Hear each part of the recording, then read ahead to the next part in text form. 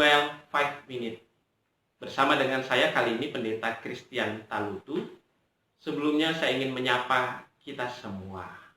Damai di hati, tekun bersekutu, tangguh melayani. Pembacaan firman Tuhan hari ini dari Imamat pasal 4 ayat 27 sampai 35. Namun sebelumnya saya ingin bertanya untuk kita semua. Dalam kehidupan setiap hari ada 3 hal yang membuat kita berusaha untuk tidak melakukan kesalahan kepada Tuhan maupun kepada sesama. Hal yang pertama adalah karena takut, hal yang kedua adalah karena takjub, dan yang ketiga adalah karena taat. Kalau takut berarti kita segan, takut karena ada hukuman yang terjadi, takjub karena kita merasa bahwa orang ini perlu untuk dihormati, dan yang ketiga adalah dibangun dari sebuah kesadaran yang memunculkan ketaatan. Firman Tuhan dari Imamat pasal 4 ayat 27 sampai 35 mencoba untuk memahami bahwa untuk dapat menumbuhkan sebuah ketaatan pada saat itu, kalau boleh disampaikan bahwa ada sebuah hukum yang dibuat untuk membangun kekudusan hidup orang percaya, yaitu dengan mempersembahkan korban penghapus dosa ketika melakukan kesalahan. Kemarin hari Rabu kita melihat orang yang tidak sengaja melakukan kesalahan saja wajib untuk mempersembahkan lembu jantan kepada Tuhan. Kali ini kita melihat seorang rakyat jelata yang, kalau boleh disampaikan, melakukan kesalahan, wajib untuk mempersembahkan kambing betina atau domba betina di hadapan Tuhan. Sehingga kalau boleh disampaikan bahwa tidak ada alasan orang kaya atau orang miskin, semua orang yang melakukan kesalahan wajib mempersembahkan korban penghapus dosa. Berat sungguh. Karena kalau boleh bisa dibayangkan, kalau seandainya hal itu terjadi dan diterapkan sampai di masa sekarang, tentu bisa kita bayangkan dari pagi sampai malam saja sudah berapa banyak dosa yang kita lakukan kepada istri, suami, anak, bahkan orang-orang yang ada di sekitar kita. Atau kalau boleh dikatakan rakyat jelata saja mendapatkan kewajiban. Bagaimana dengan saya yang mungkin hidup dalam kecukupan ketika melakukan kesalahan?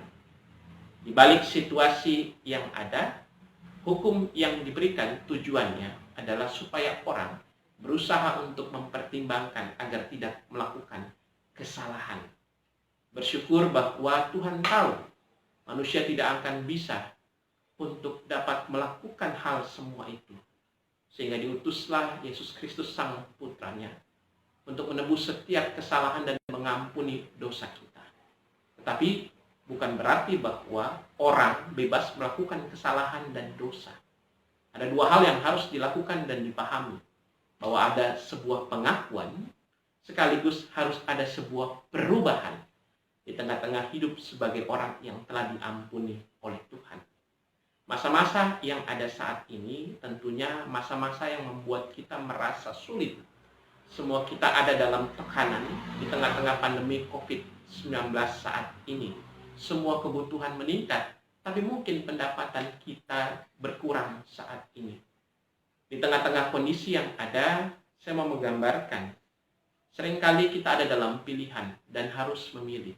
Tetap beriman atau berdosa, tetap berdoa, atau kita hanya, kalau boleh dikatakan, berserah dalam kehidupan yang ada.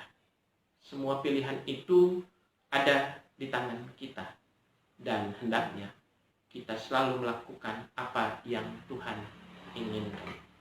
Jangan hanya apa yang saya inginkan. Mari terus menjadi pribadi yang melakukan apa yang menjadi kehendak Tuhan. Saya ingin menutupnya dengan sebuah pantun. Jalan-jalan ke kota Manggar, jalan basah turun hujan, tugas kita hanya belajar supaya lulus dalam ujian hidup yang kita hadapi saat ini. Jalan-jalan ke kota Medan, singgah belanja di pasar Pringgan. Kalau hati ingin nyaman, percaya saja pada Tuhan, sekaligus kita selalu melakukan apa yang menjadi kehendak Tuhan. Amin. Mari kita bersama berdoa. Terima kasih Bapa untuk kasih setiamu. Mampukan kami untuk selalu belajar dari firman-Mu, dan kami boleh selalu memahami, menumbuhkan kesadaran iman kami sebagai orang yang telah diberkati oleh Tuhan dan diampuni oleh Tuhan, sehingga kami boleh melakukan apa yang menjadi kehendak Tuhan. Membangun ketaatan kami bukan karena ketakutan yang kami miliki. Amin.